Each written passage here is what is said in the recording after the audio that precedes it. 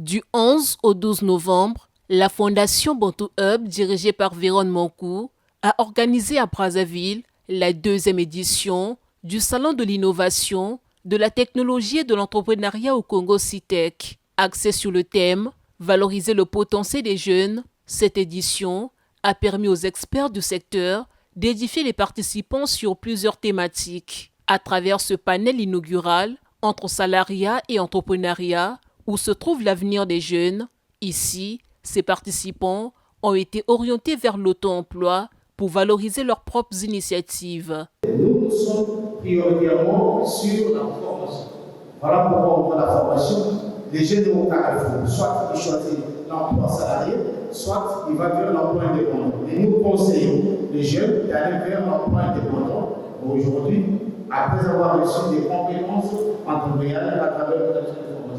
Aujourd'hui, pour créer une entreprise, une pièce d'identité et un contrat de bail. Les jeunes disent que c'était un peu trop cher et le coût est passé de 150 000 à 25 000. Avec une pièce d'identité, un contrat de bail et 25 000, vous avez une entreprise. Mieux.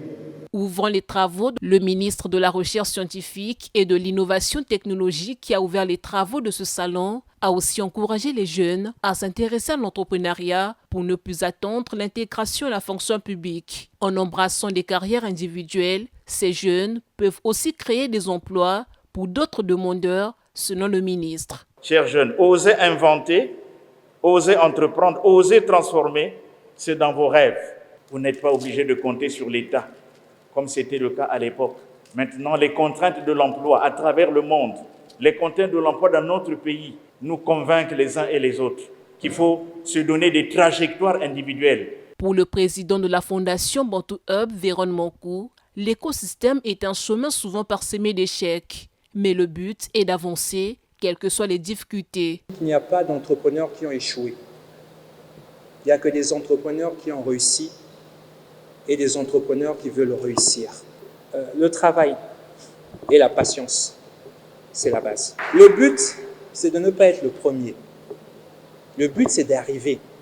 C'est-à-dire que même si vous arrivez le 20e, le but, c'est d'arriver. Ce n'est pas d'être le premier. En voulant être le premier, beaucoup se sont perdus. Les entrepreneurs, étudiants experts ont aussi été édifiés sur les atouts de l'intelligence artificielle. Alors l'intelligence artificielle, ça permettra, je pense, dans un futur proche, de créer beaucoup de possibilités, d'opportunités pour les jeunes, la jeune génération, parce que ça va être vraiment un sujet qui sera pointu et c'est mieux de le maîtriser aujourd'hui pour pouvoir réussir à être prêt pour le marché. Après, c'est vrai qu'aujourd'hui, ça nécessite une infrastructure, comme on l'a dit tout à l'heure. Mais je pense que oui, ça peut créer des métiers, pas que sur le Congo. C'est-à-dire qu'on peut travailler aussi avec des acteurs étrangers, notamment aujourd'hui avec l'Internet. On peut travailler à distance avec n'importe quel partenaire et donc pouvoir postuler sur des entreprises qui ont besoin de compétences qui sont rares peut-être dans leur pays, mais qui permettront peut-être à des Congolais de pouvoir travailler à l'international. Cette thématique a suscité l'engagement de certains jeunes qui ont mesuré l'intérêt d'intégrer l'intelligence artificielle dans leurs projets. La thématique a intéressé les jeunes qui sont tentés de l'intégrer dans leurs projets. Lorsqu'on parle d'innovation, on parle d'une nouvelle solution, d'une nouvelle patte qu'on ajoute à ce qui existe déjà. Et aujourd'hui, l'intelligence artificielle est effectivement un élément très fondamental. Et en tant qu'entrepreneur que je suis plus dans le développement des solutions numériques. Je suis développeur mobile.